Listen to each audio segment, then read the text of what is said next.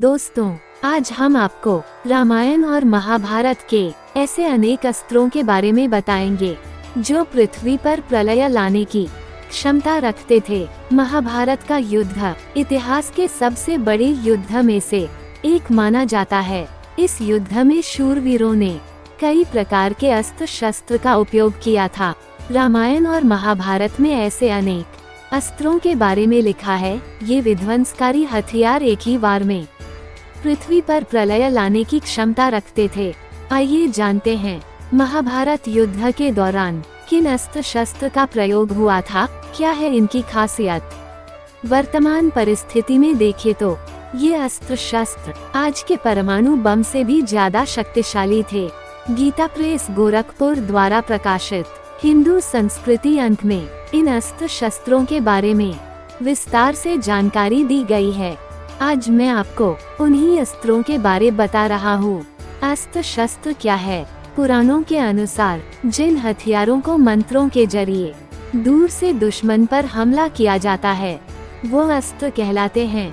ये अग्नि, गैस, विद्युत तथा यांत्रिक उपायों से संचालित होते थे।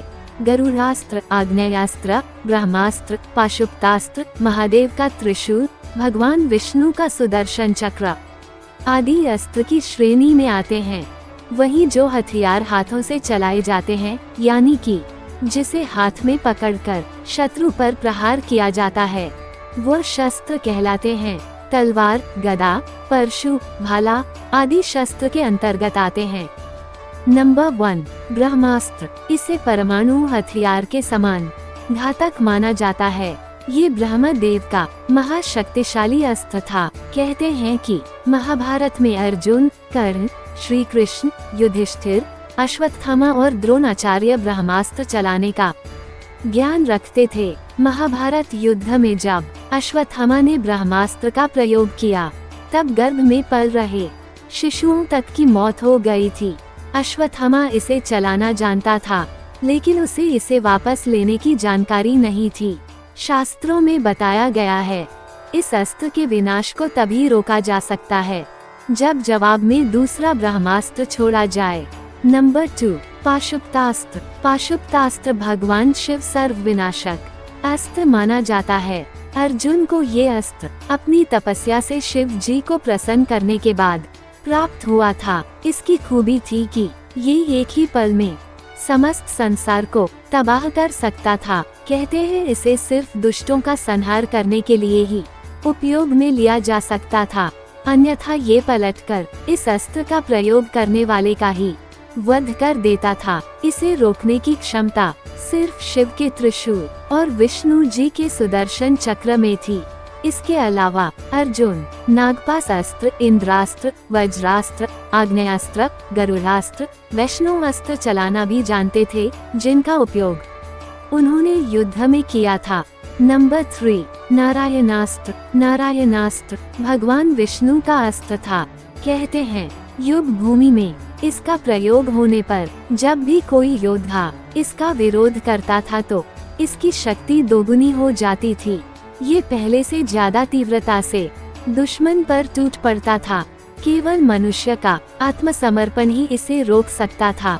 महाभारत युद्ध में जब अश्वत्थामा ने पांडवों को खत्म करने के लिए इसका इस्तेमाल किया था तो स्वयं श्री कृष्ण ने सभी से नारायणास्त्र से बचने के लिए इसके सामने आत्मसमर्पित होने की बात कही थी। नंबर 4, आग्नेय अस्त्र। यह मंत्र शक्ति से तैयार ऐसा बाण था जो धमाके के साथ आग बरसाता था और अपने लक्ष्य को जलाकर राख कर देता था। इसकी काट पर्जन्य बाण के जरिए संभव थी। नंबर 5, पर्जन्य अस्त्र। मंत्र शक्ति से सधे इस बाण से बिना मौसम बादल पैदा होते, भारी बारिश होती और बिजली कड़कती थी। नंबर 6, पन्नग अस्त्र। इस बाण को चलाने पर सांप पैदा हो जाते थे। इसकी काट गरुड़ अस्त्र से ही संभव थी। रामायण में भगवान राम व लक्ष्मण भी इसी के रूप नागपाश के प्रभाव से मूर्छित हुए थे। नंबर 7, गरुड़ अस्त्र। इस अचूक बाण में मंत्रों के आवाहन से गरुड़ पैदा होते थे, जो खास तौर पर पन्नग अस्त्र या नागपाश से पैदा सांपों को मार देते थे या उसने जकड़े व्यक्ति को मुक्त करते थे। नंबर 8, वायव्य अस्त्र। मंत्र शक्ति से यह बाण इतनी तेज हवा और तूफान उत्पन्न करता था कि चारों ओर अंधेरा हो जाता था। नंबर 9, सुदर्शन चक्र। इस अस्त्र के बारे में तो सब जानते ही हैं। भगवान श्री कृष्ण की उंगली पर प्रकट होने वाला ये सुदर्शन चक्र सबसे प्रभावशाली अस्त्र था। नंबर 10, अंतर्धान अस्त्र। यह एक प्रकार का महाभारत कालीन अस्त्र था जिसके प्रयोग द्वारा अर्जुन ने स्वयं को ओझल कर लिया था। नंबर 11, वासावी शक्ति। इंद्रदेव का ये शक्तिशाली अस्त्र महाप्रलयकारी था। इसे अमोघ शक्ति भी कहा जाता है। वासावी शक्ति की खासियत थी कि ये एक ही बार प्रयोग में लिया जा सकता था, लेकिन इसे कोई पराजित नहीं कर सकता था। ये अस्त्र कर्ण को इंद्र द्वारा ही मिला था। कर्ण ने इस अस्त्र को अर्जुन का वध करने के लिए बचाकर रखा था, लेकिन मजबूरन कर्ण को इसका प्रयोग भीमपुत्र घटोत्कच पर करना पड़ा। इसके अलावा हमारे प्राचीन इतिहास में कई ऐसे अस्त्र, जहाजों एवं तकनीकियों का वर्णन है जो मिट गया या मिटाया गया हो सकता है।